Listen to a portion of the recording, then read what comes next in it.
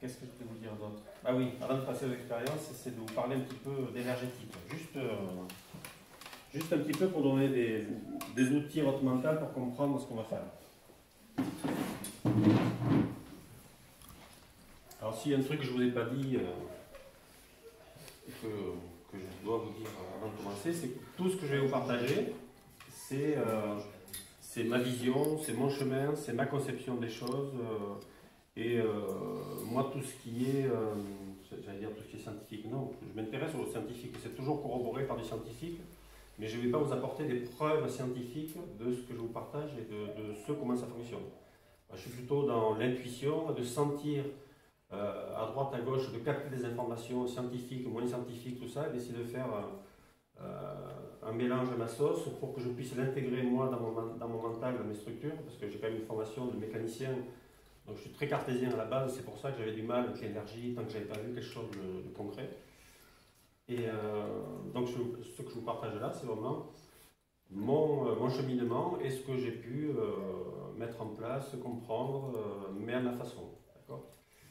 Bien que ce soit toujours avec des informations qui sont quand même très très concrètes et très, très reconnues. Notamment, on va parler des chakras aujourd'hui et de l'énergétique humaine. Et je vais vous donner 3 chiffres très simples à retenir. C'est 7, 12 et 365. 7, ça correspond aux 7 chakras principaux que l'on a tout le long de notre colonne vertébrale. Le premier, le rouge, l'orange, le jaune, le vert, le bleu, l'indigo, le violet. Donc 7 chakras principaux. Le 12, c'est les 12 méridiens qui répartissent l'énergie dans notre corps, qui rentrent par les chakras et qui vont répartir toutes ces énergies, toutes ces informations dans notre corps.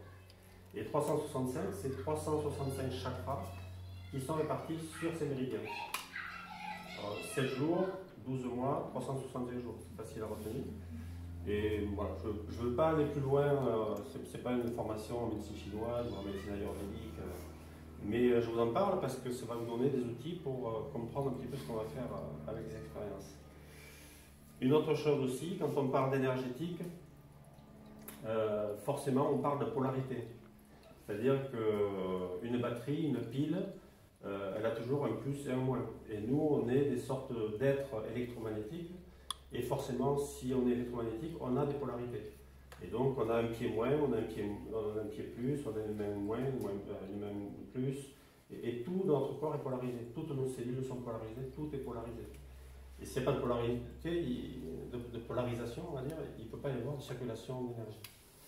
Et pour vous donner une image simple de ce moi je vois le truc fonctionner, c'est que par exemple, pour quelqu'un qui fonctionne en énergie yang, c'est-à-dire plutôt masculine dans la plupart du temps, mais il y a des femmes qui fonctionnent en yang et des hommes qui fonctionnent en yin. Pour quelqu'un qui fonctionne en yang, le plus est sur le pied droit et va capter l'énergie de la terre, entraîner le premier chakra, qui va entraîner le deuxième chakra dans l'autre sens, le troisième chakra dans l'autre sens, et ainsi de suite. Ça fait une chaîne électromagnétique. Et ça va ressortir par le pied gauche. Et pour quelqu'un qui fonctionne à yin, c'est le contraire. C'est-à-dire ça va rentrer par le pied gauche, ça va entraîner le chakra dans le sens inverse, qui entraîne dans le sens inverse, qui entraîne dans le sens inverse. Voilà. C'est deux énergies qui vont dans des sens opposés et qui sont complémentaires. Et c'est pour ça que quand un yin et un yang se tiennent dans les bras et s'embrassent, il se passe des choses vachement sympas parce qu'en fait les chakras viennent se mettre en face comme ça et tournent simultanément et ajoutent leur force ou leur faiblesse, mais s'harmonisent en fait quelque part. C'est pour ça qu'avec Charles, ce matin, on s'est pris dans les bras et ça nous a fait beaucoup de bien. Voilà, juste quelques notions théoriques sur la façon dont je vois les choses. C'est une petite chose aussi qui est importante, c'est que pour moi, au-delà de l'énergie, tout est information dans l'univers et que ces informations se structurent pour aller créer différentes choses dans notre monde vivant, visible, matière. C'est-à-dire que ça va se structurer avec des mathématiques, avec de la géométrie, avec des couleurs, avec de la physique, avec de la chimie, voilà. Mais tout est information au départ, et ces informations se structurent avec plein de choses que l'on connaît et qu'on ne connaît pas, pour arriver à faire de la matière, de l'énergie, de la lumière, voilà, différentes choses.